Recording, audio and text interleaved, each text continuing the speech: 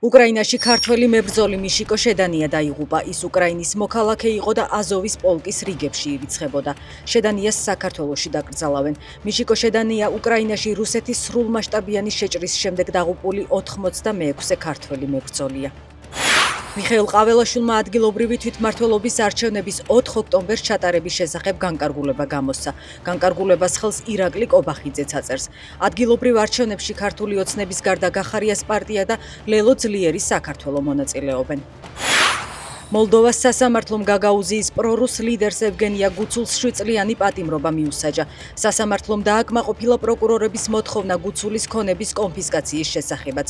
გუცული დამნაშავედ ცნეს რუსეთიდან მოლდოვაში დაფინანსების სისტემატურად შეტანაში 2019-2022 წლებში. ამ პერიოდში ის პრორუსული პარტიას შორის მდივანი იყო.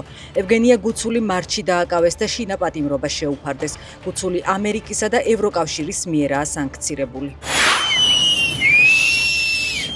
ჩრდილოეთ ინდოეთში ჰიმალაის ერთ-ერთ შტატში მოვარდნილმა ღვარცობმა თითქმის მთლიანი სოფელი წაიღო. არსებული მონაცემებით დაღუპულია 4 ადამიანი, ათეულობით კი დაკარგულად ითვლება. მაშველები ტალახის მასაში მოყოლილი ადამიანების გადარჩენას ცდილობენ.